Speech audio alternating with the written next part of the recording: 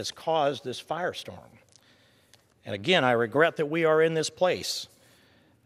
I read all the rest of the resolutions that are here. Number 2, I reject the ideology. The statement's true, Mr. Clyburn. Number 3, same story. I reject the ideology that's noted in here, but your statement's true.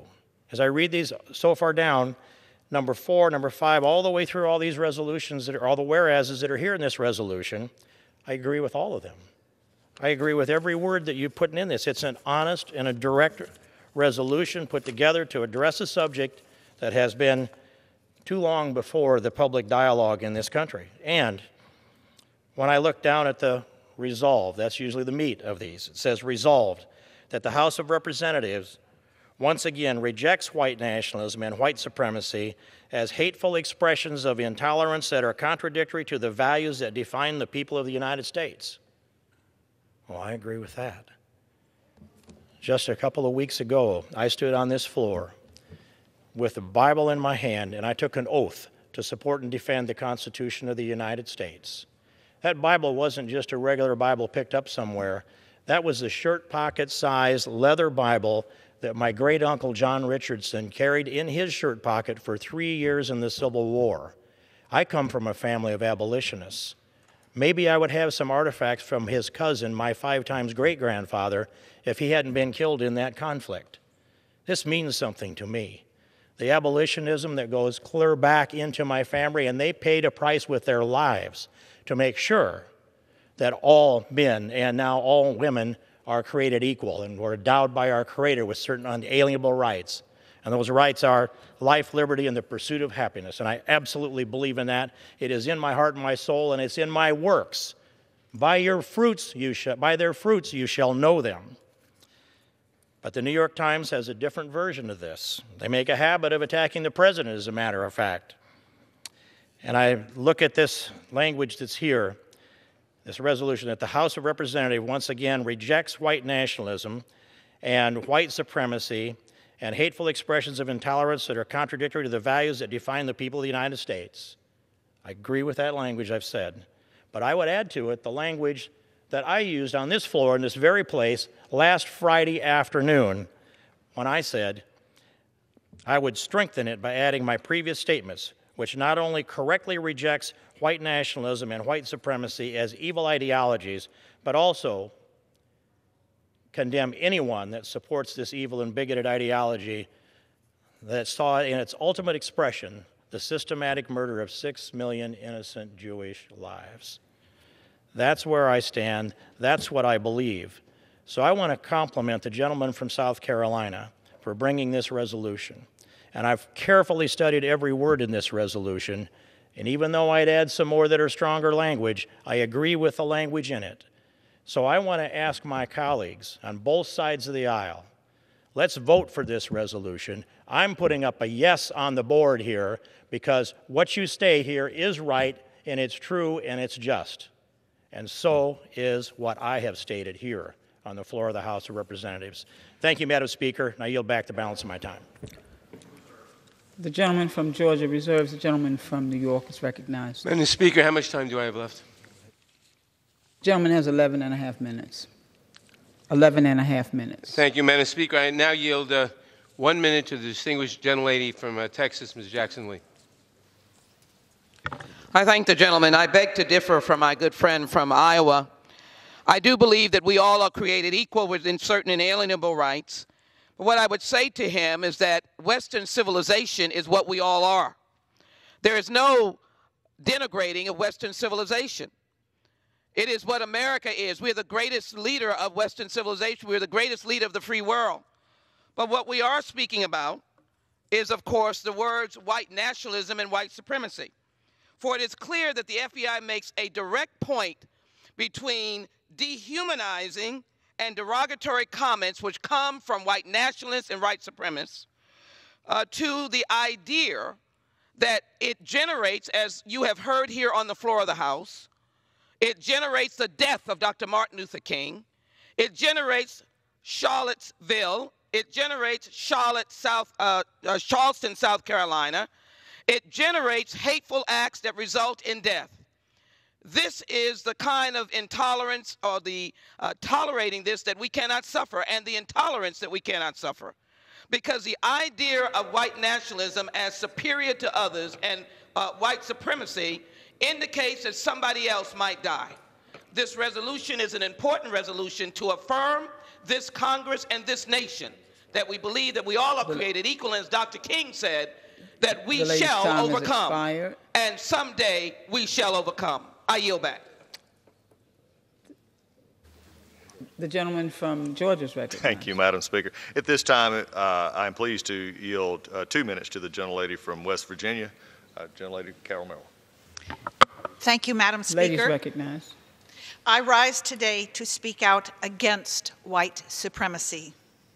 As a Christian, I live my life by the guidance and teaching of Jesus Christ and by the many great lessons in the Bible. Matthew 7:12 tells us, "So whatever you wish that others would do to you, do also to them." This is the golden rule, that we treat every person as we wish to be treated. This is why I stand here today to say that there is no place for white supremacy, anti-Semitism, racism, or bigotry of any kind in Congress. Thank you, and I yield back my time to the gentleman from Georgia. Gentleman from Georgia reserves. The gentleman from New York is recognized. Thank you, Madam Speaker. I now yield 1 minute to the distinguished gentleman from Tennessee, a member of the Judiciary Committee, Mr. Cohen. Gentleman is recognized. Thank you, Madam Speaker. Thank you, Mr. Nadler. I want to thank Mr. Clyburn for bringing this resolution, and I want to thank the Republican leadership, Mr. McCarthy and company, who have condemned white supremacist, white nationalist language. It's important that we come together and condemn this language because, unfortunately, at Charlottesville, Virginia, we had Ku Klux Klans people and neo-Nazis marching and saying, "Jews will not replace us in blood and soil."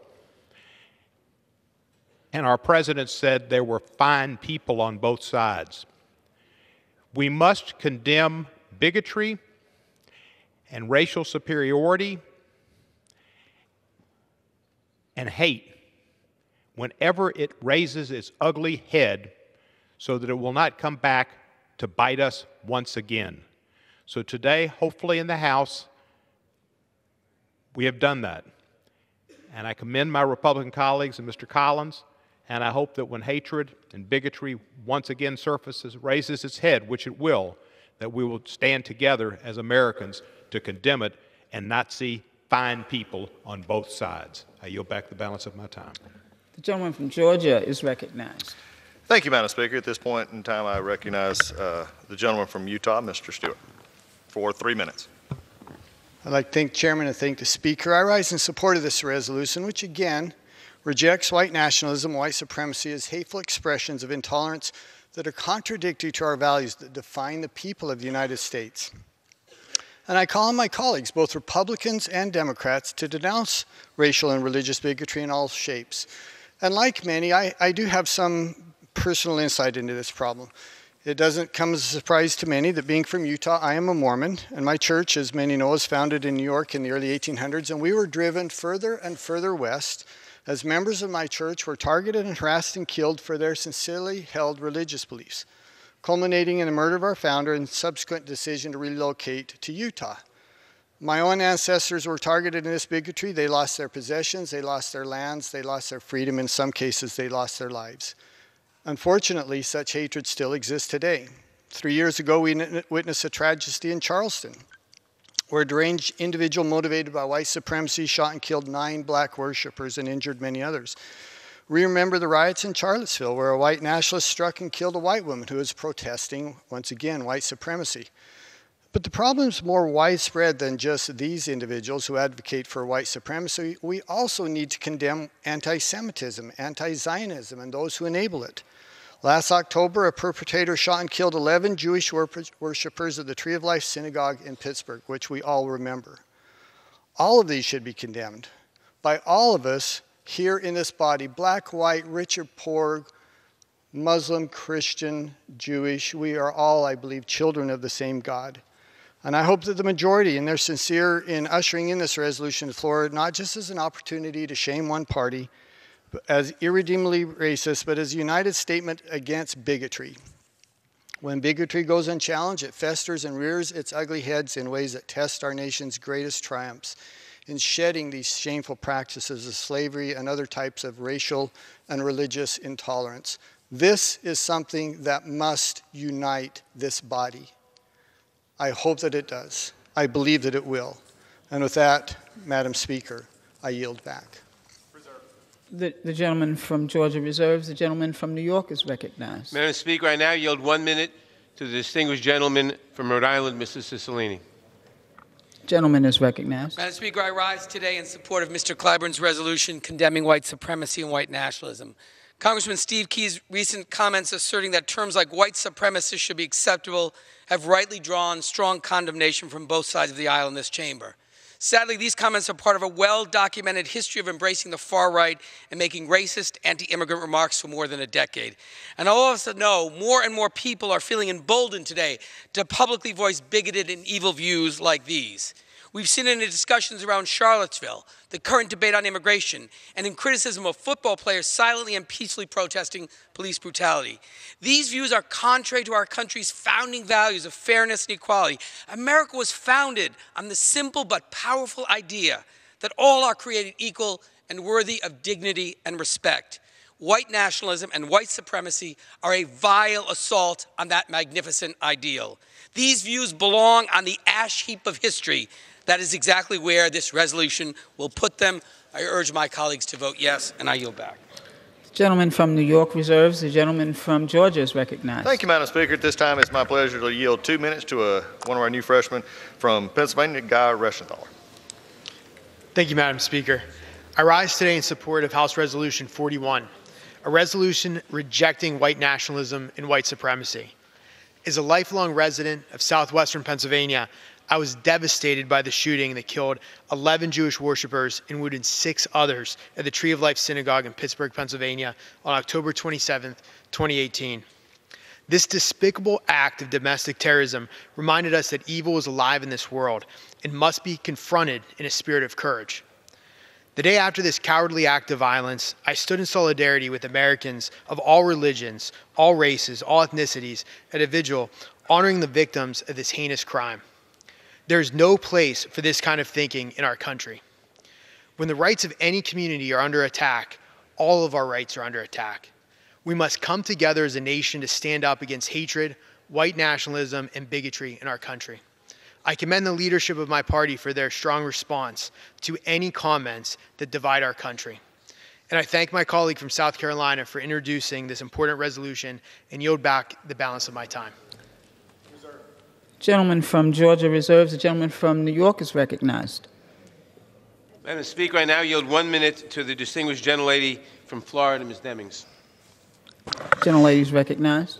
Madam Speaker, it is surely a shame that it is necessary in the year of 2019 for the U.S. Congress to denounce white nationalism in Congress. As a police officer, I worked white supremacist rallies. The words alone hurt enough. But as a police officer, I also saw vicious acts of violence by those inspired by those hateful words. Words do have consequences. And if you promote hateful, ignorant beliefs, you will be held accountable.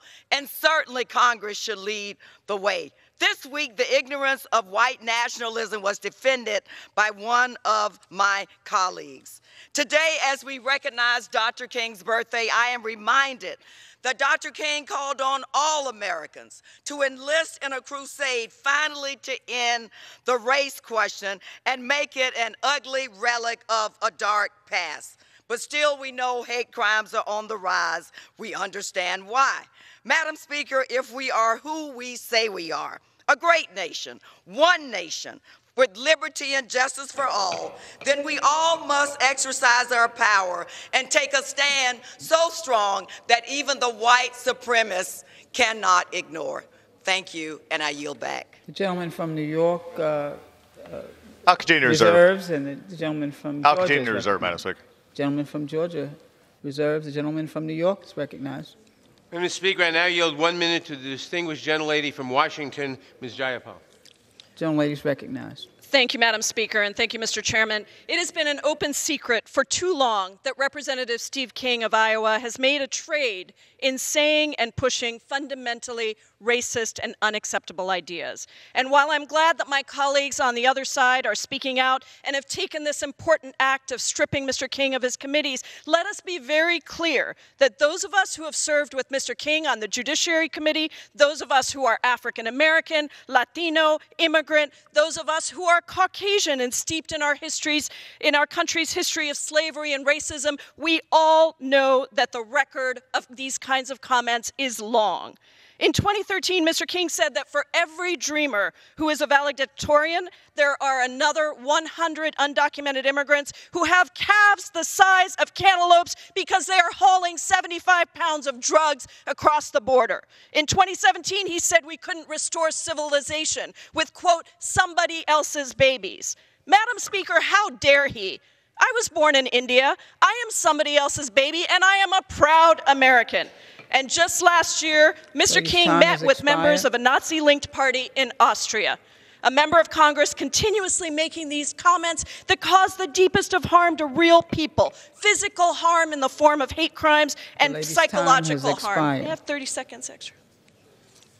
I'll yield the gentlelady an additional 30 seconds. Gentlelady. Thank you. Madam Speaker, all of us, whether African American, people of color, immigrants, we are not other categories of people.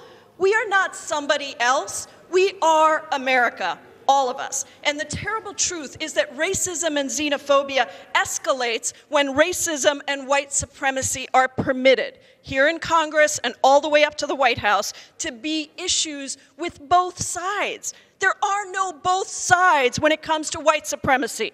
And so, Madam Speaker, I hope that this is just the start of a definitive party-wide turn away from racism for all of us on both sides. Thank you, Madam Speaker. I yield back. Gentleman from New York reserves. The gentleman from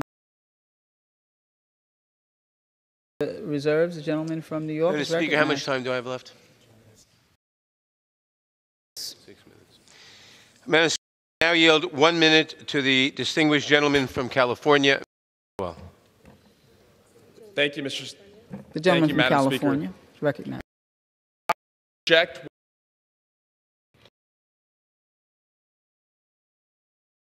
who support these immoral ideas. I reject Steve King. So does America. And you know what? So do the people of Iowa's 4th Congressional District. How do I know that? Because I was born there. To a police officer as a father and a mom who raised 4 boys. And the way that they raised us is the way that every family in cities like Ames and Algona and Sac City raised their kids. To love each other, to love God, to work together, and to believe that in a community we come together and that love always conquers. They reject the bigotry that they hear day after day from their representative. And I want to make sure that every person in the United States knows that what was expressed by our colleague is an exception and does not define the hardworking people of Western Iowa. And I yield back. Gentleman from New York reserves. Gentleman from Madam Speaker, could I inquire of the time left in the debate? The gentleman from Georgia has 3 minutes. And the gentleman from New York has 5 minutes. I will continue to reserve. Thank you. Gentleman from Georgia reserves. The gentleman from New York is recognized. Thank you, Madam Speaker. I now yield 1 minute to the distinguished gentlelady from California, Ms. Lee. Gentlelady is recognized. Thank you very much. Thank you, Madam Speaker, and thank you, Chairman Nadler, for yielding. I also want to thank Majority Whip Clyburn for his leadership in putting this resolution together.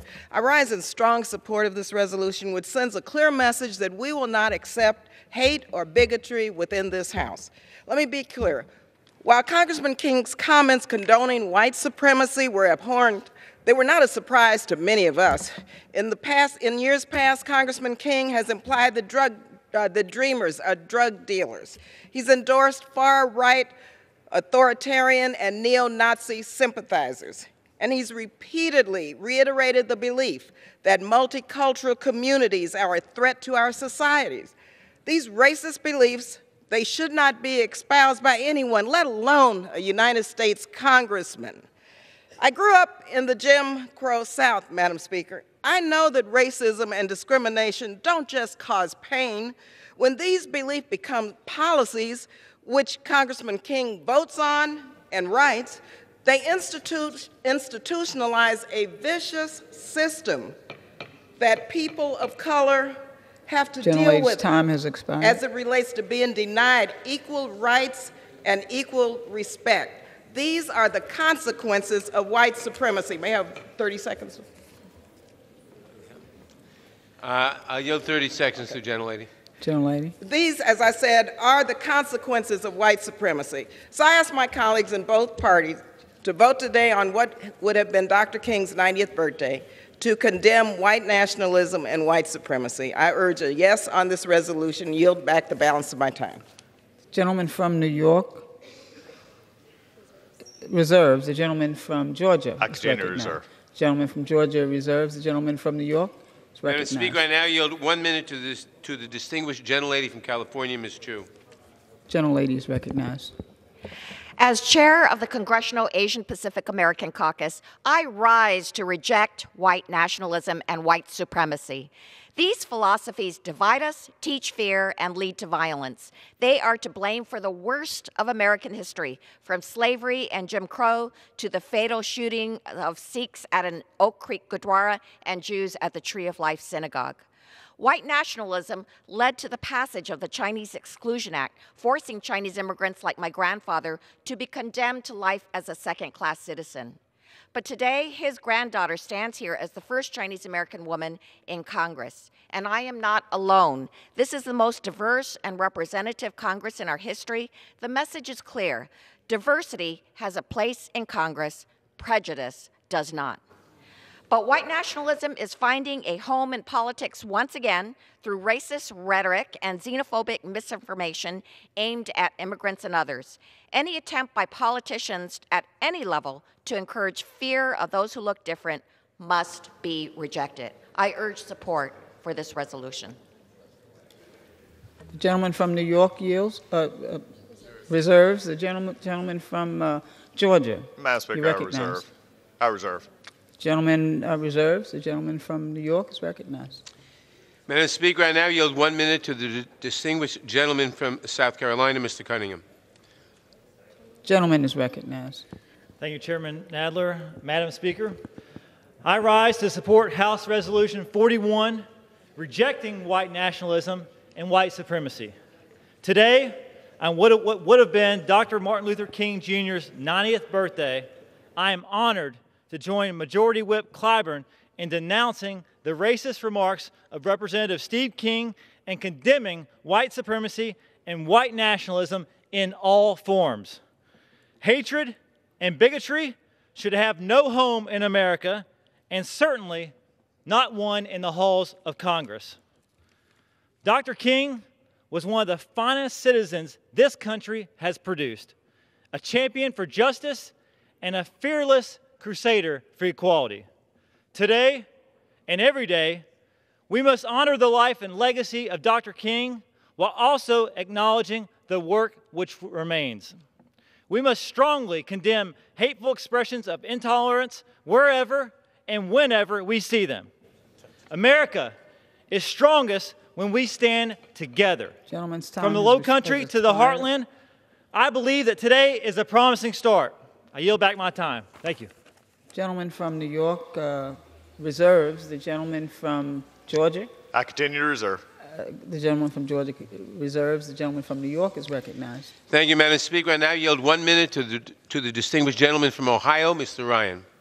Gentleman is recognized. I thank the gentleman from New York. I rise in support of this resolution, but I also believe that the House of Representatives should go one step further, and I believe we should institute a censure for Mr. King to signal to this country and to our children that this behavior is unacceptable.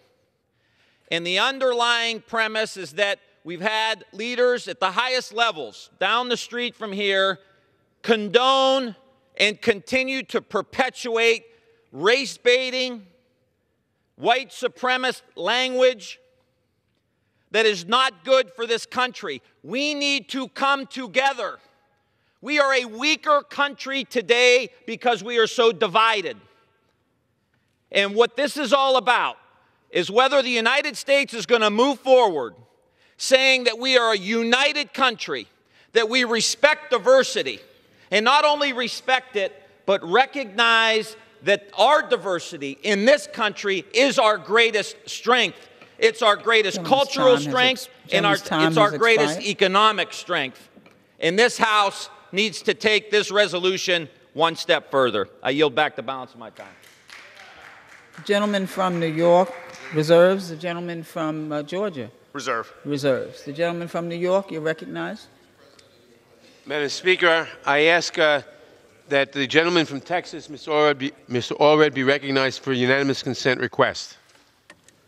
The gentleman is recognized. Madam Speaker, I rise to ask for unanimous consent to support the resolution against white nationalism and against white supremacy. Without objection. Gentleman from New York. No, does the gentleman? We have no further. I have one further speaker who will close. So. Okay. Then if the gentleman's prepared to close, I'm ready. The gentleman from New York. We're prepared to close. The gentleman from Georgia is recognized. And the time we have left, Madam Speaker. The gentleman has 3 minutes. 3 minutes, thank you. Madam Speaker, we have heard from many here today, and I think we all have come to a common theme. And the common theme is that everybody that we meet, it goes back to the simple rule that most of us would have learned growing up, and we've heard it referenced here today, but maybe as simple as in kindergarten, you hold hands, you look after each other, you treat people with respect no matter where they come from, what they look like, what the color of their skin is, what their gender may be, or what religion they may practice.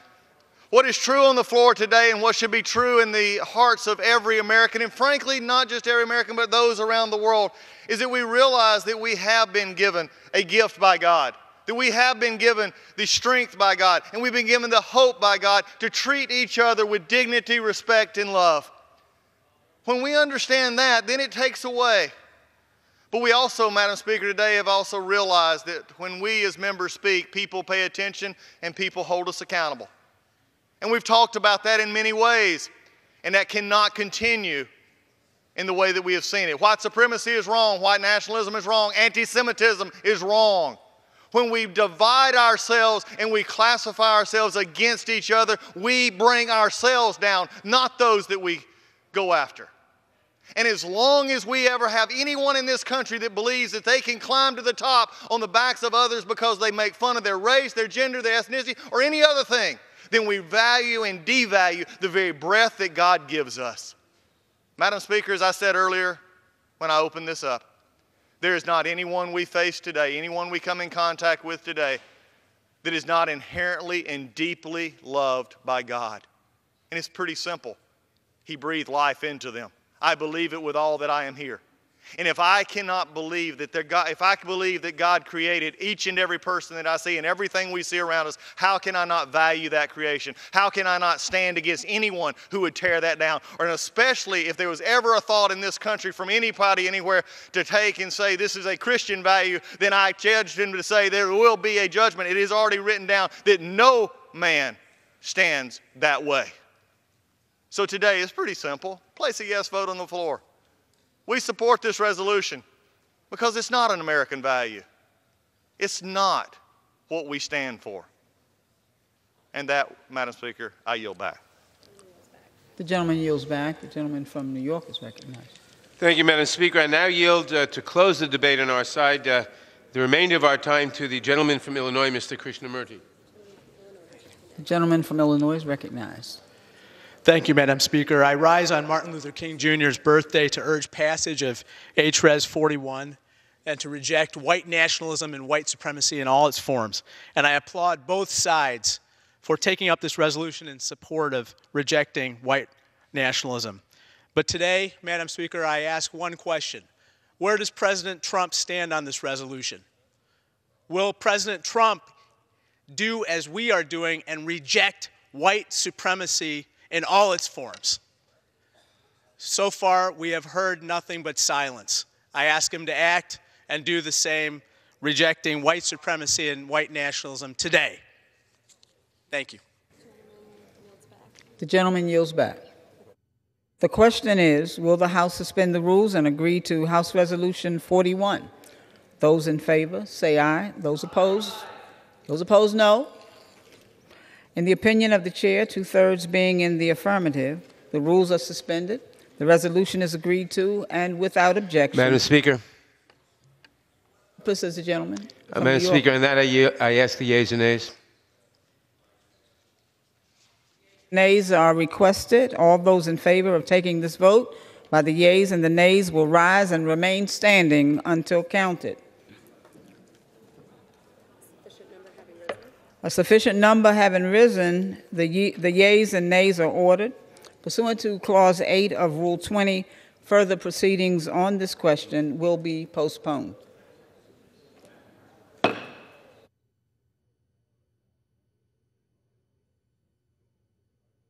Proceedings will resume on questions previously postponed. Votes will be taken in the following order. The motions to suspend the rules and pass the House Joint Resolution 27, agree to House Resolution 41, and pass H.R. 135, in each case by the yeas and nays. The first electronic vote will be conducted as a 15-minute vote pursuant to Clause 9 of Rule 20. Remaining electronic votes will be conducted as 5-minute votes. Pursuant to the Clause 8 of Rule 20, the unfinished business is the vote on the motion of the gentlewoman from New York, Ms. Lowey, to suspend the rules and pass the House Joint Resolution 27, on which the yeas and nays are ordered. The clerk will report the title. House Joint Resolution 27, Joint Resolution making further continuing appropriations for fiscal year 2019 and for other purposes. The question is, will the House suspend the rules and pass the joint resolution? Members will record their votes by electronic device. This is a 15-minute vote.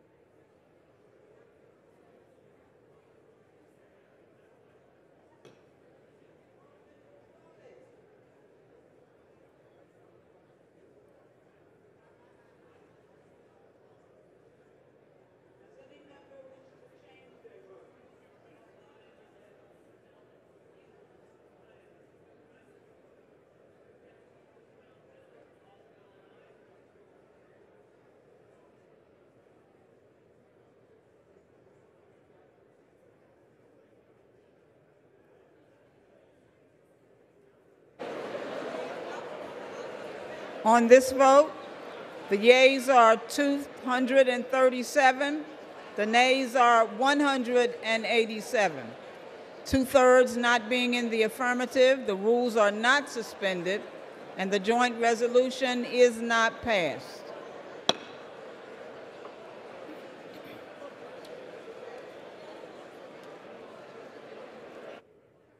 Pursuant to Clause 8 of Rule 20, the unfinished business is the vote on the motion of the gentleman from New York, Mr. Nadler, to suspend the rules and agree to House Resolution 41, on which the yeas and nays are ordered. The clerk will report the title. House Resolution 41, resolution rejecting white nationalism and white supremacy. The question is, will the House suspend the rules and agree to the resolution? Members will record their votes by electronic device. This is a 5-minute vote.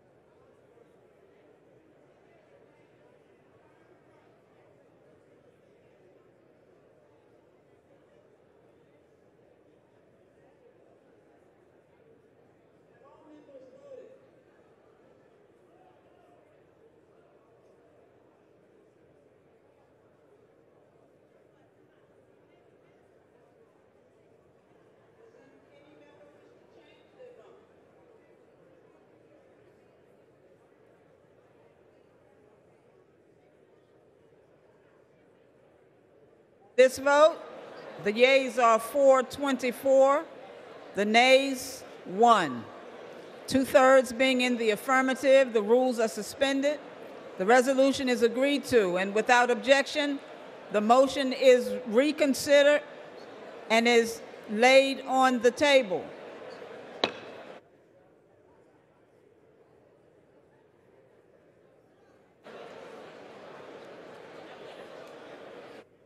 Pursuant to clause 8 of Rule 20, the unfinished business is the vote on the motion of the gentleman from Maryland, Mr. Cummings, to suspend the rules and pass H.R. 135, on which the yeas and nays are ordered. The clerk will report the title. H.R. 135, a bill to amend the Notification and Federal Employee Anti-Discrimination and Retaliation Act of 2002 to strengthen federal anti-discrimination laws enforced by the Equal Employment Opportunity Commission and expand accountability within the federal government and for other purposes. The question is, will the House suspend the rules and pass the bill? Members will record their votes by electronic device. This is a 5-minute vote.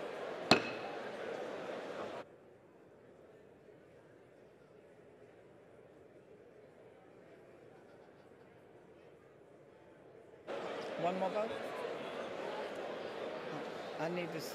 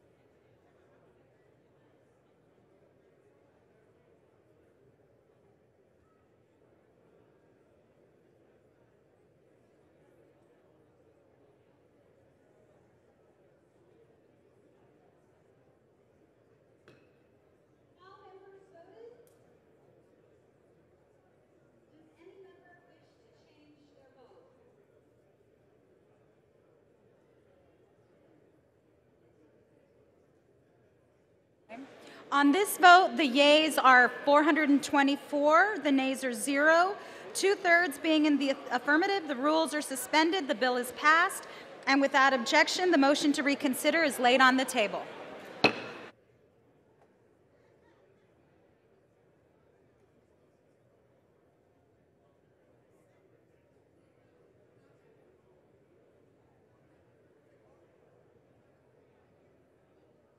For what purpose does the gentleman from Minnesota seek recognition? Madam Speaker, I ask unanimous consent that my name be removed as a co-sponsor of H.R. 272. Without objection.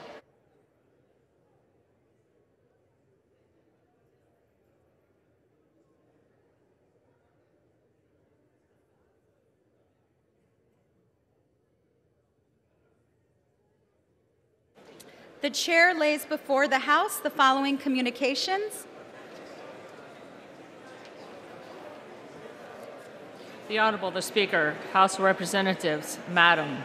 This is to notify you formally, pursuant to Rule 8 of the Rules of the House of Representatives, that I have been served with a subpoena for testimony issued by the Superior Court of the State of California for the County of San Mateo in a criminal proceeding involving an alleged threat of violence against our office personnel.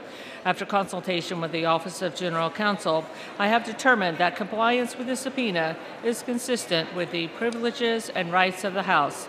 Signed sincerely, Sierra Apkin. The Honorable the Speaker, House of Representatives, Madam. This is to notify you formally, pursuant to Rule 8 of the Rules of the House of Representatives, that I have been served with a subpoena for testimony issued by the Superior Court of the State of California for the County of San Mateo in a criminal proceeding involving an alleged threat of violence against our office personnel. After consultation with the Office of General Counsel, I have determined that compliance with the subpoena is consistent with the privileges and rights of the House. Signed sincerely, Brian Perkins.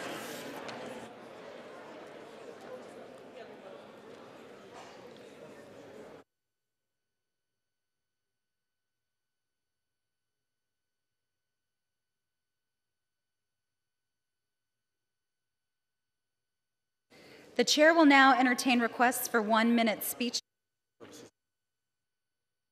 For what purpose does the gentlewoman from Pennsylvania seek recognition?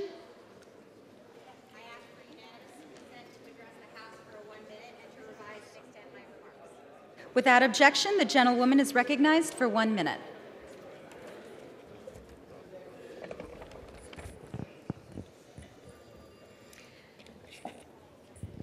Madam Chair, I rise for Jody Redinger, a tax preparer in Pennsylvania's 6th District. She and her organization, the Berks Community Action Program, provide a range of services to over 2,500 low-income individuals and families in my community.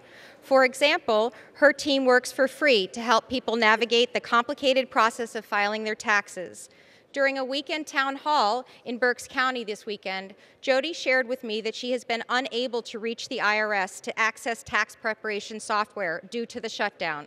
Her work is responsible for bringing $1 million worth of tax refunds back to my community and for saving $80,000 for her customers. I am a third-generation veteran. Border protection is imperative and a real issue. I'm certain that there are measures to protect our borders that we can come to an agreement on in this brand new Congress. But shutdown is not the answer. I rise for the people, like Jody, because shutting down the government is failed policy. I yield the balance of my time. The gentlewoman yields back. For what purpose does the gentleman from Pennsylvania seek recognition? Madam Speaker, request unanimous consent to address the House for 1 minute to revise and extend my remarks. Without objection, the gentleman is recognized for 1 minute. Thank you, Madam Speaker. Madam Speaker, I rise today to honor PCN for 25 years of outstanding coverage at the Pennsylvania Farm Show. The Pennsylvania Cable Network, now called PCN, was organized August 29, 1979, as a nonprofit corporation by Pennsylvania cable companies. PCN marked the first use of cable television for distance education, and it was the first educational cable television network in the nation. PCN was on the air before CNN, ESPN, Fox News, MSNBC, and nearly all other nationally distributed cable networks. In November 1993, PCN began providing public affairs programming in prime time to provide viewers coverage of the General Assembly. In 1994, it expanded beyond government and covered every aspect of the annual Pennsylvania Farm Show. This year, PCN exclusively delivered the Pennsylvania High School Championship Rodeo, the Sale of Champions, a Celebrity Rabbit Hopping Contest, the Grand Champion Junior Market Goat and Lamb Show, the draft horse competitions, mini horse pull, square dancing competition, and much more. Madam Speaker, I commend PCN on 25 years of exclusively delivering the farm show to viewers in the Commonwealth of Pennsylvania, and I congratulate PCN on this outstanding achievement, and I yield back. For what purpose does the gentlewoman from Michigan seek recognition?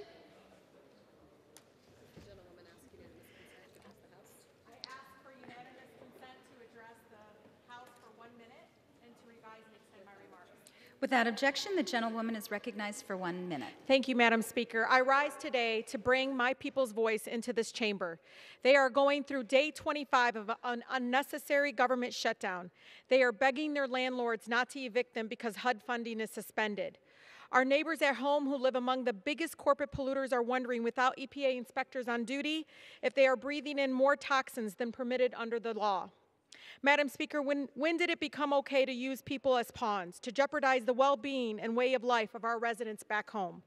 I urge the leadership in the Senate to put people first. Majority Leader McConnell works for the American people, not the President.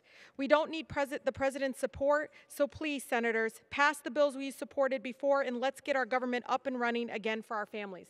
I yield back. Thank you. For what purpose does the gentleman from Arizona seek recognition?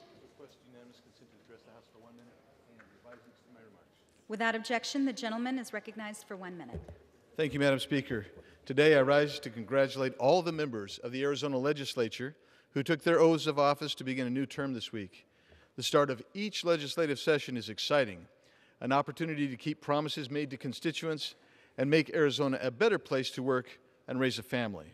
As ever, legislators will face challenges that will impact millions of Arizonans. I look forward to working with my former colleagues, especially those in the East Valley, for the benefit of our constituents. I recognize and give special congratulations to incoming Senate President Karen Fann and House Speaker Rusty Bowers. I wish everyone in the Arizona Legislature, including staff, a productive legislative session in the months to come. I yield back. For what purpose does the gentlewoman from Texas seek recognition? Without objection, the gentlewoman is recognized for 1 minute.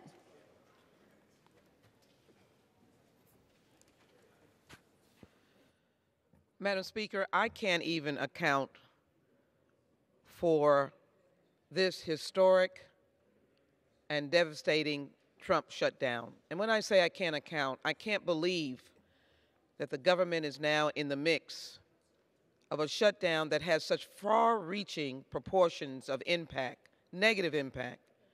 Not only my constituents who work for so many federal agencies, from TSOs to Border Patrol to Customs and Border Protection to air traffic controllers, but those around the nation, the two-parent family, two federal employee family who are now going into their son's scholarship fund, the young mother who now needs food assistance, those who are on the SNAP program, those who live in public housing, those who are disabled, is there any empathy or sympathy in the White House to begin intelligent and informed negotiations, allowing us to negotiate border security after the fact, but open the government now so that people can be paid? Madam Speaker, people are asking me whether their health care coverage is going to lapse because they are not being paid. People are asking about whether or not the credit scores that are impacted by not being able to pay your bills, how are they going to make amends for that? About the mortgages or the rent to landlords who are being insensitive. Madam Speaker, the bottom line, open the government, Mr. Trump, for the American people. For what purpose does the gentleman from Michigan seek recognition? To address the House for 1 minute to revise and extend my remarks. Without objection, the gentleman is recognized for 1 minute. Madam Speaker, I rise today in support of President Trump's request for border wall funding. Yes, we are a nation of immigrants. I know firsthand. My grandparents emigrated from Sweden to the Upper Peninsula to start a new life in the 1890s. But Congress has a constitutional duty to provide for the safety and security of our citizens. And right now, our immigration system is broken, making illegal entry into the U.S. a common occurrence rather than a random act. President Trump is right to call this a crisis. It is a crisis of our own making, and it's time for Congress to do our job. We are at day 25 of the longest and most avoidable government shutdown in U.S. history. Those most vital to protecting our borders, coasts, and ports have now missed at least one paycheck, with little or no progress being made in Washington. It's time to end this shutdown, secure our borders, and get our government open and working for the people. I urge my colleagues to join me in supporting efforts to build the wall. Thank you, and I yield back. For what purpose does the gentlewoman from California seek recognition? Without objection, the gentlewoman is recognized for 1 minute. Thank you, Madam Speaker. President Trump is forcing more than 37,000 Californians, including many veterans, to go without pay. From Coast Guard members at Naval Base Ventura County and Channel Islands Harbor to local air traffic controllers, Ventura County residents and their families are trying to make ends meet without their paychecks. On the first day of this Congress, I joined my Democratic colleagues to pass legislation to reopen the government and provide for sensible border security. The President should not use people's lives and our economy as hostages to build a campaign slogan. The President closed the government. A shutdown is not the answer. Mr. President, reopen our government now. For what purpose does the gentleman from Oklahoma seek recognition? Madam Speaker, I ask unanimous consent to address the House for 1 minute and to revise the extended remarks. Without objection, the gentleman is recognized for 1 minute. Madam Speaker, I rise in celebration of the inauguration of Oklahoma's Governor Stitt, Lieutenant Governor Pennell, Insurance Commissioner Glenn Mulready, and State Superintendent Joy Hoffmeister. These leaders come from Oklahoma's 1st Congressional District and will represent Tulsa well in our capital. Governor Stitt, like our president and myself, is an entrepreneur and a businessman. He has a vision for Oklahoma to be a top 10 state, shaking up the status quo in Oklahoma City and turning the state around. Lieutenant Governor Pennell is likewise a business owner and has been an advocate of the Republican Party and conservative agenda in our state for many years. Commissioner Mulready is a longtime insurance professional and businessman, most recently serving in the Oklahoma House of Representatives as the Majority Floor Leader. State Superintendent Joy Hoffmeister, another business owner, is beginning her 2nd term in the role and will continue to work hard for Oklahoma's students. A new day is dawning in Oklahoma with the leadership of Governor Stitt, Lieutenant Governor Pennell, Commissioner Mulready, and Superintendent Hoffmeister. I congratulate them on this accomplishment and wish celebration and joy this week. I yield back the balance of my time. For what purpose does the gentlewoman from Ohio seek recognition? I ask unanimous consent to address the House for 1 minute. Without objection, the gentlewoman is recognized for 1 minute. Madam Speaker, I rise today to highlight yet another grim economic headline, another broken promise on jobs and trade from President Trump to the people of Northern Ohio. More pink slips. Why? Another factory shuttered. Keystone Tailored Manufacturing will close by March. Approximately 150 employees will lose their jobs. Keystone has made men's suit at the site since 2015. Before that, it was a Hugo Boss men's suit plant. Since 2010, workers fought to keep the facility from closing twice. There won't be a 3rd time. As Mark Milko, the area director for the Workers United Union, put it, it doesn't look like there's anything to fight to save. Madam Speaker, this company plans to shift these jobs to Canada. There, they can save $15 a suit on imported buttons, zippers, shoulder support tariffs because Canada isn't involved in a trade war with China that the President has started. Under NAFTA, they can then turn those suits right back around to sell here in America for nothing. This President's trade strategy is a disaster. American workers suffer the ultimate sacrifice. Our nation must put someone in charge who knows what they're doing. I yield back. For what purpose does the gentleman from North Dakota seek recognition? Madam Speaker, I ask unanimous consent to address the House for 1 minute and revise and extend my remarks. Without objection, the gentleman is recognized for 1 minute. Thank you, Madam Speaker. The North Dakota State University football team brought home their record 7th FCS championship trophy in 8 years. On January 5th, the Bison defeated the Eastern Washington Eagles 38-24. The Eagles are a good team and attempted several comebacks, but the Bison held strong for the win. Quarterback Easton Stick led the Bison with a spectacular performance. He had 5 touchdowns, 2 passing and 3 rushing for a combined 319 yards. The Bison players were cheered on by 17,000 dedicated NDSU fans who traveled over 1,000 miles south to Frisco, Texas for what has become an annual journey. The victory also sealed Coach Kleiman's place in college football history. In his 5 seasons, he has coached the team to 4 national championships and just 4 conference losses. Madam Speaker, this is an incredible achievement, is the result of months of hard work and preparation. Congratulations to all Bison players, coaches, and fans. You earned it. I yield back my time. For what purpose does the gentlewoman from New York seek recognition?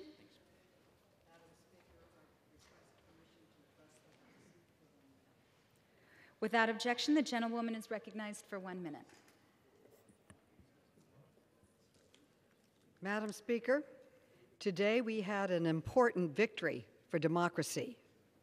A federal judge in New York ordered the Trump administration to remove a planned citizenship question from the 2020 census in response to a lawsuit filed by the state of New York, which was joined by 17 other states in support. I am proud to have led an amicus brief of 126 members of Congress, also in support of this lawsuit. The court affirmed what we already knew. Adding a citizenship question was driven by partisan politics in violation of the law. The Constitution requires that the census count every person living in our country, and the administration's attempt to add a citizenship question was a deliberate effort to scare away non-citizens and their families in order to undercount this community. Fortunately, the court ordered, but there will likely be an appeal. That is why I will be introducing legislation to remove the citizen question, and we must act quickly.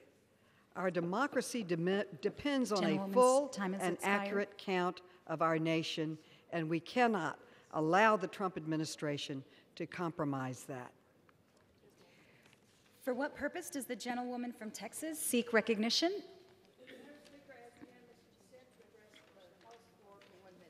Without objection, the gentlewoman is recognized for 1 minute. I rise to object to the administration's threat to issue a national emergency declaration and reprogram money that's been allocated for Hurricane Harvey. I join a bipartisan group of Texas legislators in opposition to this diversion, including my former colleagues from the Texas Senate.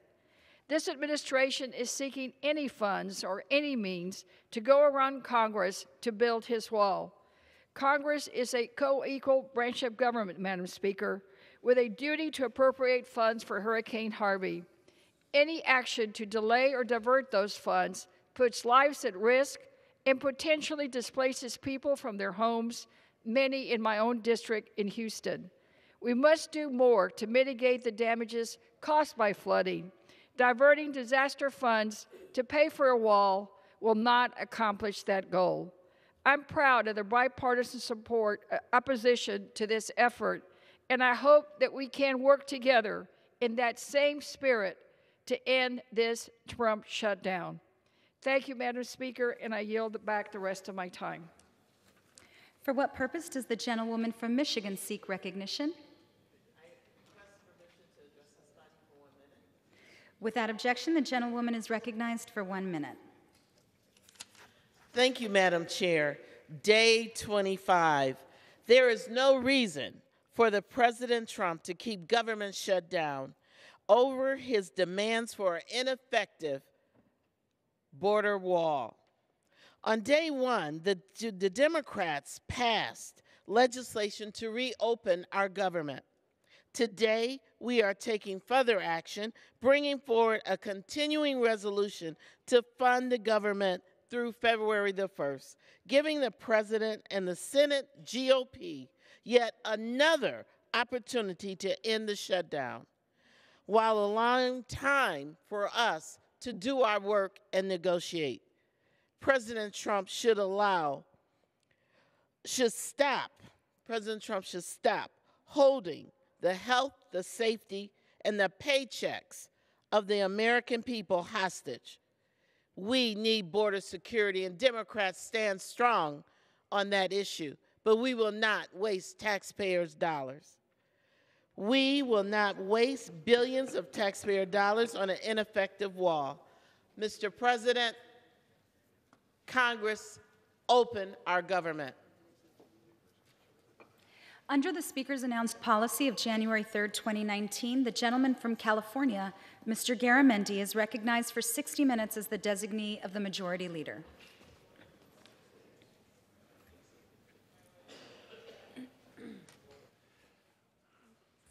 Madam Speaker, I think I just heard the 25th day, and I see some of my good Republican friends over there, and perhaps we ought to engage in a debate about the wisdom of this shutdown. Can anybody find any good reason for the shutdown? At the moment, Mr. Meadows, perhaps I would yield, and you can give me a 30-second explanation of why the shutdown makes sense. But let's talk about the shutdown. Let's talk about the reality that the President proposed in his budget for 2019 that we should spend somewhere about $1.6 billion for border security, not specifying walls or all, but just border security.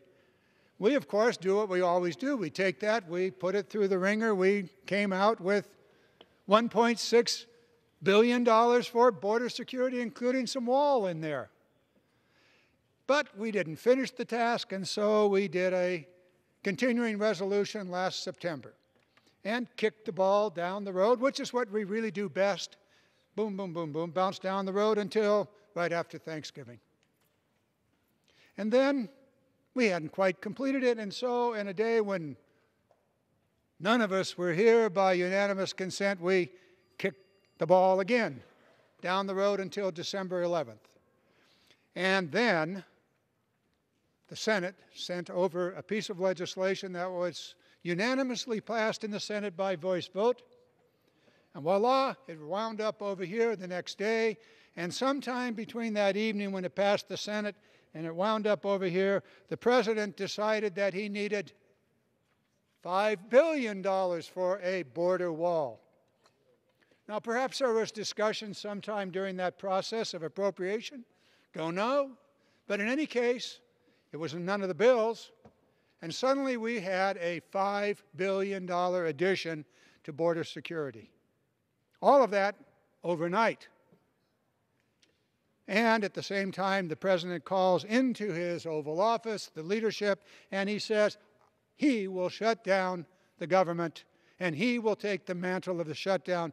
And so, my good friends from the Republican side of this aisle, here we are on day 25. Day 25.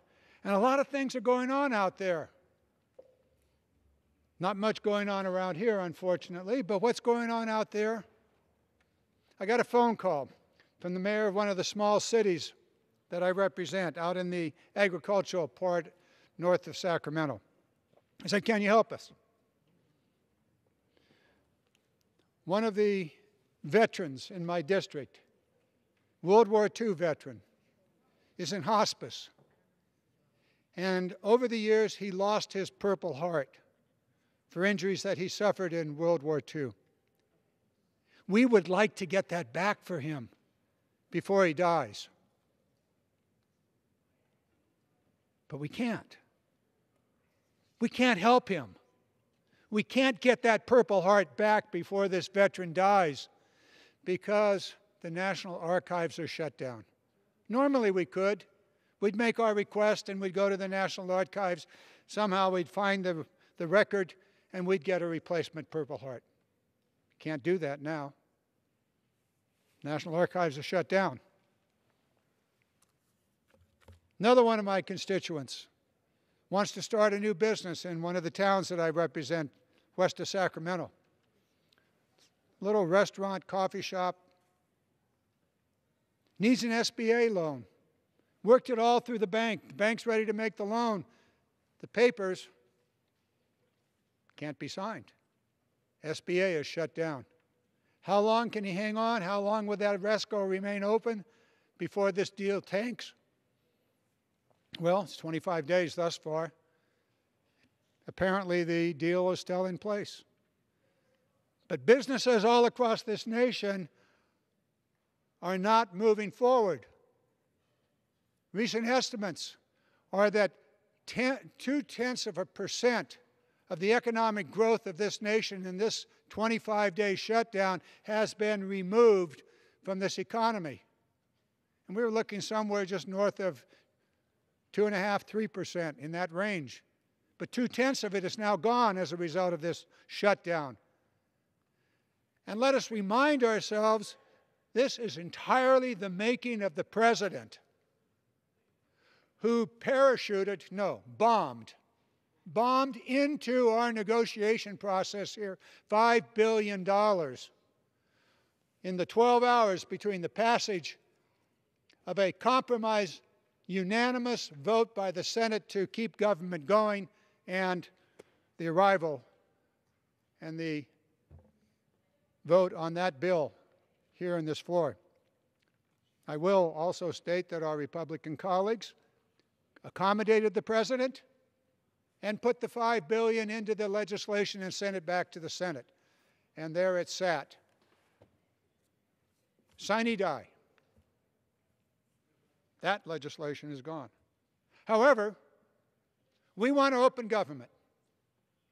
We think it's really important that those veterans across this nation that want to get their records are able to do so. That those men and women that want to start a small business are able to get their Small Business Administration loans approved. How about foreign service officers? Oh yes, the State Department isn't funded. Foreign service officers are not able to get the training that they need. They go through a whole course before they're sent off to some part of the world. Language, culture courses. None of that's happening. To say nothing of the fact that about 1/3 of the appointments in the State Department have never been filled to begin with. Interior? Gee, some of us stuck around here the weekend. Normally we'd go down to the Smithsonian, take a look, the African American History Museum, or maybe the American Culture, or go watch one of the presentations that are made at the national parks. No, that doesn't happen either. Woe on us here in Washington, but all across this nation, the national parks are shut down. Fish and wildlife. Now we got a real problem here, folks. The fish and wildlife refuges in California are shut down, and we're approaching the end of the duck season. Oh my goodness. You mean we can't go duck hunting as we might want to do at the fish and wildlife refuges? That's right. You're not going to go duck hunting at the fish and wildlife refuges as you have normally done, even though you put your bid in and you had January 15th for your date to hunt ducks at the refuge. Nope, can't do that. Transportation, Department of Transportation shut down. Oh, I know. You tell me it's a small portion of the federal government. Well, it's a small portion of the budget, but it is 85% of the activities of the federal government that's shut down. Interior, Department of Agriculture, Homeland Security, Housing, Transportation, Internal Revenue Service. Oh, don't worry, we can't collect taxes. That's a good thing, right? My conservative friend says you ought not collect taxes. It's all right. No, I want my tax refund and I can't get that either. EPA, there are those who would argue that's all good. Well, I don't think so. Not if you're concerned about air and water, the ability to swim in the rivers. or to drink the water. And if you want to start, well, let's just say you're going out for your first tranche of funding. You need SEC approval. Well, you're not going to get it. Securities Exchange Commission is shut down also. 80% or more of the activities of the federal government shut down. Big, big headline. Big headline. In the New York Times, the failing New York Times, big headline. About the president and whether he's compromised. Well, I don't know. That'll prove itself out one way or the other with the Mueller investigation and all that's going on. But I do know this, that if Putin wanted to harm America, he would shut down the American government. That's precisely what the president did. He shut down the American government for 25 days. What greater gift would Putin want than an American government that is not functioning? Oh, the military's still there. But the fifth branch of the military is the Coast Guard. 40,000 plus Coast Guardies are out there on the water protecting the borders of America. And by the way, the Coast Guard has confiscated 10 times the amount of drugs that are confiscated on the Mexican border. 10 times. They're working without pay. Essential services. Yes, they are underway. But the back office services are not working. They're laid off. Contractors who have contracts to get a paycheck from the Department of Transportation on the road that they're supposed to be building or have built. Not going to happen. It's time for us to open this government. It's time for us to open the government, put America back to work, put the essential services back to work. Food and Drug Administration shut down. Who's checking? Many of my colleagues here have young grandchildren, infants. Who is checking the quality, the safety of infant formula? The answer? No one. No one.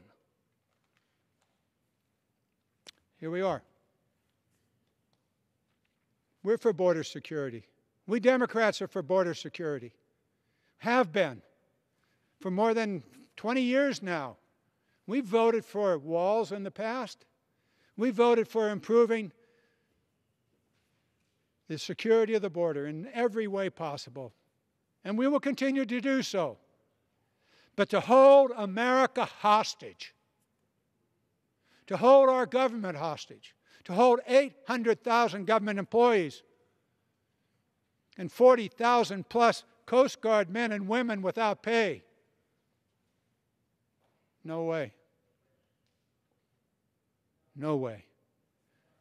To simply come in at the very last moment in a negotiation that had been settled and drop a it's 5.7 billion now, there seemed to have been an escalation, $5.7 billion border wall bomb on our process. It's unconscionable. It is unconscionable. We can open to the government. Bills have been passed here, not with the help of our Republican friends, but with the new majority. We've passed legislation day after day after day to fund the government. Some of it short-term, as we did just an hour ago here on the floor.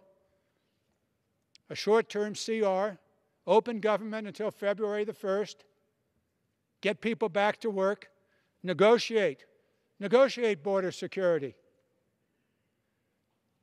Mr. President, you want a wall. Where do you want the wall? What kind of a wall do you want? Cyclone fence? Steel spikes? Concrete? Where? For what purpose? What is its effectiveness? What are you trying to stop? Where are you trying to stop that incursion into America? None of that's available today. I've been on the Armed Forces Committee for 9 years now. We would not build a hangar for the Air Force unless we knew what its purpose was, unless we knew where it was, what it would cost, why it was necessary. But the President wants $5.7 billion slush fund to build a wall somewhere along the 1,900 miles of the border. Now, a couple of my colleagues were here a few moments ago talking about the President's desire to have a national emergency. Well, he sure as hell created one. But I think he's talking about those young children that are climbing over the fences in diapers. I suppose those are the terrorists he's talking about. Well, let's talk about what he proposes to do about it. He would call for a national emergency, which gives him, he believes, we don't, but he believes the power to appropriate funds. The Constitution is very, very clear. There's only one part of our government that has the power to appropriate funds. It's us. It's the Congress. But apparently the President thinks he can declare a national emergency and acquire the appropriation power of Congress. What does he intend to appropriate for his purposes of a border wall? Well, we've had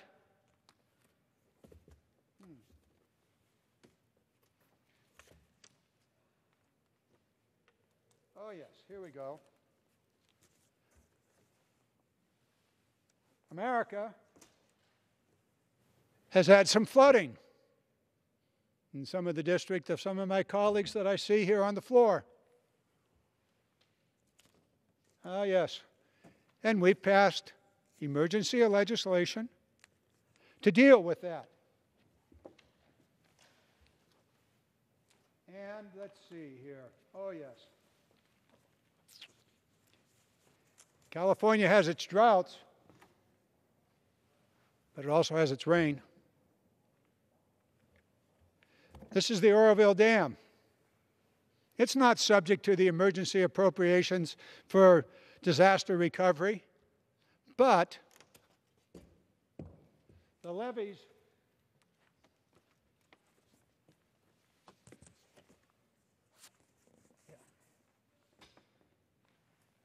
downstream from the Oroville Dam are subject to one of the appropriations in the disaster recovery bill. If Oroville Dam had broken, within 1 hour, a city of 40,000, Oroville, would be under 30 feet of water.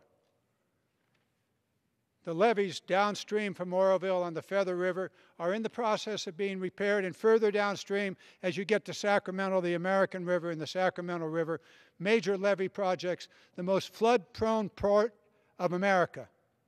And I know there's some friends from the southeast here that would debate that point, but let's just say there's a lot of America that is subject to flooding.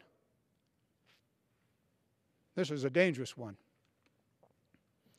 Money in these supplemental appropriation bills for disaster relief are designed to shore up the levees of America.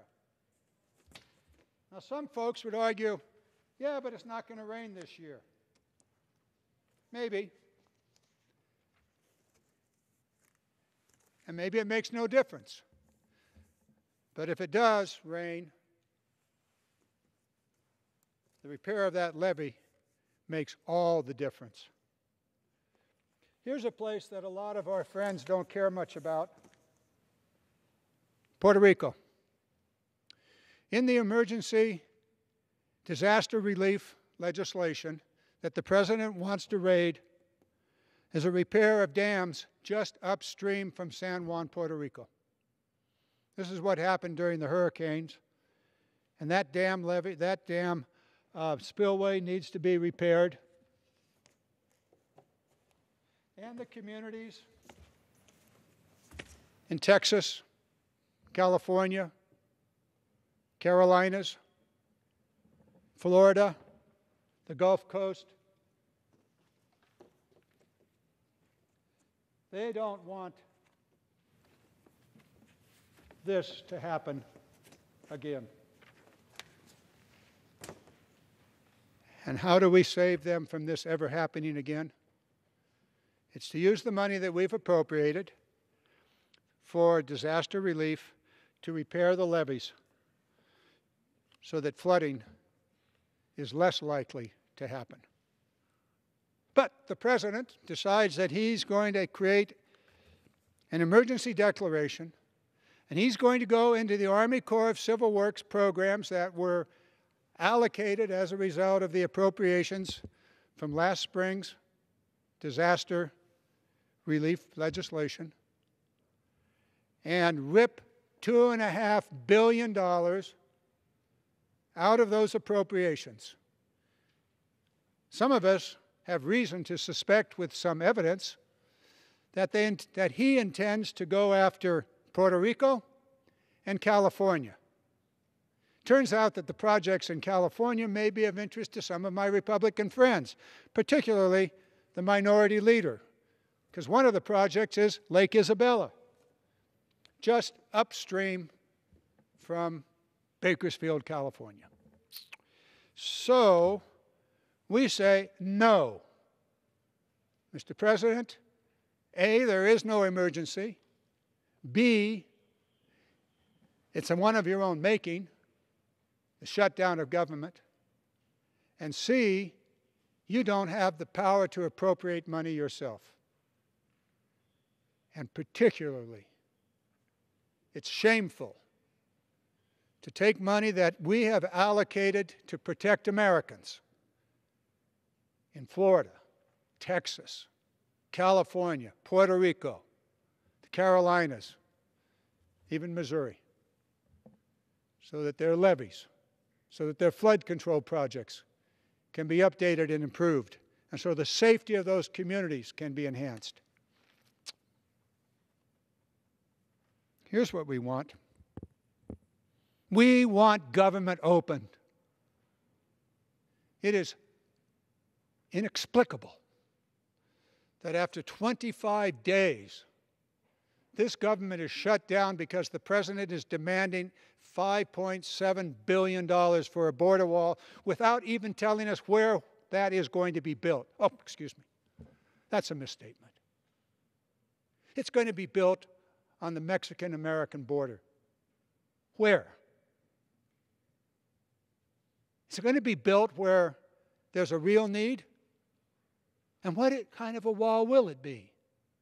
That seems to change every 12 hours because there are no plans worthy of us, presumably responsible for the taxpayer dollars. Plans worthy of our consideration as to where, what the effectiveness, what the usefulness, what the cost would be, even what the color will be. Open our government. Pass the legislation in the Senate. The President said he'll veto it. Okay. Put it on his desk. Let him veto it. He already says he is wearing the mantle of the shutdown. Well, let him put on another coat, another mantle of a veto, so that the American public knows precisely who's responsible for this shutdown. We've done our job here. We've passed the legislation to fund this government. All but one department for the remainder of this fiscal year until September 31st, 2019. We've done that multiple times now. And we have left the issue of the Department of Homeland Security, in which the issue of the border fence resides, on a short-term leash, so that all of us would be forced to come back to negotiate border security. we would undoubtedly, Democrats, go for improvements in the ports of entry. 1 out of 5 cars is not checked at the border. Maybe we ought to deal with that. Containers arriving at our ports, only a few of those are checked. Most are not. Maybe we ought to deal with that. Maybe we ought to look at our airports where we know most presumed terrorists arrive. So what are we doing here? We are shutting down, we're not shutting down. The president is shutting down this government for 25 days. I can only imagine the joy in the Kremlin. Consider for a moment. Consider for a moment. Mr. Putin going, oh my God. The American government shut down. He couldn't do it by himself. Only America, only our president would do it to us. We got things to do here. I noticed one of my colleagues, Mr. Levin, has arrived. And I know he wants to join us on this issue in a few moments. In the meantime, I've got a few more things to say. To my Republican colleagues that will soon follow me on this floor, when this hour is done, I can get pretty heated about some things. Maybe I have been. But I want you to think about what is actually happening here in America and why we are in this situation. You had the power over the last 2 years to build any wall you wanted to build anywhere you wanted to build it. Canadian border, Mexican border.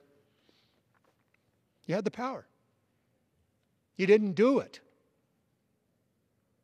Excuse me, that's not right. I think 22 miles of new wall have been built in the last 3 years. That's okay. I think the appropriation was somewhere less than $50 million for that. And now here we are. And I would love to hear you explain to the American public how it came about that we're in this situation when you had 2 years to build whatever wall you thought the president, or whatever wall the president might want to build. Didn't happen. I heard a wonderful argument because it was so foolish, that gee whiz, $5.7 billion is just a very small part of the total American budget or expenditures, and that's true. It's a small part, but that's $5.7 billion. $5.7 billion would provide you a year and a half of funding for all of the tuition for every student at the University of California and the 23 state universities in California, more than 1 million students. $5.7 billion is no small amount of money. How many kids could you educate? How much relief could we supply to people that are hungry here in America or some part of the world? And by the way, my Republican friends, you did create a massive deficit when you passed the tax bill last December. A massive deficit. It will approach over $900 billion this year. You just about doubled the annual deficit with that piece of legislation. I used to say the deficit hawks migrated in December. My guess is you're going to come back as we deal with the new appropriation bill. And as we do that, I would hope you would keep in mind the $5.7 billion for an unspecified wall at an unspecified location of an unspecified height to carry on an unspecified purpose. $5.7 billion. So, let us continue for a moment. I want to deal with one other thing. And this is the kind of thing that probably, I don't know, where is it? You got to see this picture. This picture is worth, well, maybe 500 words. But nevertheless, I'm going to use 250 of them. This is a picture of the President of the United States, the Governor of California, at the Paradise Fire. Somewhere 16,000, 17,000 homes destroyed. 87 American citizens killed in that fire. An entire community of some 25,000, 30,000 people gone. It just doesn't exist anymore. It's gone. It's ash. It's rubble. Fortunately, the American government, you and I and others, and those who preceded us, developed a program called the Stafford Act, which provides the generosity of Americans to help rebuild families and communities such as Paradise, California, or Redding, California, which also suffered a few thousand homes burned and destroyed. Not nearly as many deaths, fortunately. So the Stafford Act is what we know as FEMA, Federal Emergency Management Agency. Declaration at the county level, at the state level of a disaster, and then at the federal level of a disaster, and then a presidential declaration of a disaster. And the federal government then steps in and begins to provide funding to rebuild, to help the individuals who have lost everything through the Small Business Administration and some direct grants, and to help communities put back in place their infrastructure. It is a wonderful expression of America's empathy and generosity. And so 2 weeks ago, my colleague's constituents, Mr. LaMaffa, who has the district just north of me, his constituents, and many of whom now have found housing in my area just south of Paradise, was greeted with a tweet from the President. And the tweet said this. I'm going to paraphrase. I don't have it with me right now. It basically said, I will stop all FEMA funding until the state of California properly manages its forests. I must tell you, we've seen tweet after tweet, and they range from disgusting to awful, and occasionally one that you go, okay. But this one goes, what in the world are you talking about, Mr. President? What are you tweeting about? You're going to deny these people. You were there, Mr. President. You were there. You saw the devastation. We counted the 87 people that died, and they're still sifting through the remains of these houses and may find even more. You were there. And you say you're going to cut off support until California manages its forest properly? You know not what you talk about or tweet about, Mr. President. The fact of the matter is the federal forests, which you oversee, Mr. President, are the ones that are mismanaged for a whole variety of historic reasons, many of which we've actually made steps to improve here in legislation. So what is with this man? That he would wake up one morning and said, no more help from the federal government. Does he think everything is about leverage? Is that what he thinks? That he could use his power, awesome as it is, to leverage something? That's precisely what he's doing with the wall. That's precisely what he's doing with 25 days of this nation's government shutdown. He's using the citizens of America as leverage. He's using the 800,000 employees, the Department of Interior, the Treasury Department, the IRS, the EPA, the Transportation Department, the Coast Guard.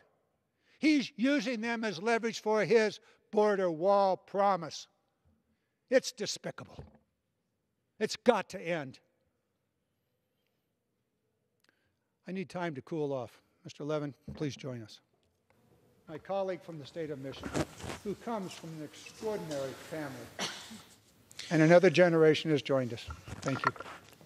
Thank you, Mr. Garamendi. Appreciate your leadership on this issue. I don't think there is. I have not been able to find another democratic nation in our world that shuts down its government over policy arguments, wasting $1.2 billion of GDP a week for no purpose. Madam Speaker, I wanted to share a few stories of the impact of this senseless shutdown on workers, on people in my home state. When we went home on Friday, I organized a meeting at our airport, Detroit Metro Airport, with a range of federal workers who have been affected. We just wanted to listen to them and hear their stories. And we invited Fred Upton and my Democratic colleagues from Michigan, and those who traveled home were able to make it. I just wanted to share a few of those stories. There's Dave, a biologist at the NOAA Research Lab in Ann Arbor. He's been furloughed, not getting paid. They study the water currents in the Straits of Mackinac. If Line 5, our locally famous pipeline that literally just goes in the water in the bottom of the Great Lakes underneath the Mackinac Bridge, if that breaks or has a rupture, the research of this group is what determines how we would fight that oil spill, which would devastate the economy of the Great Lakes.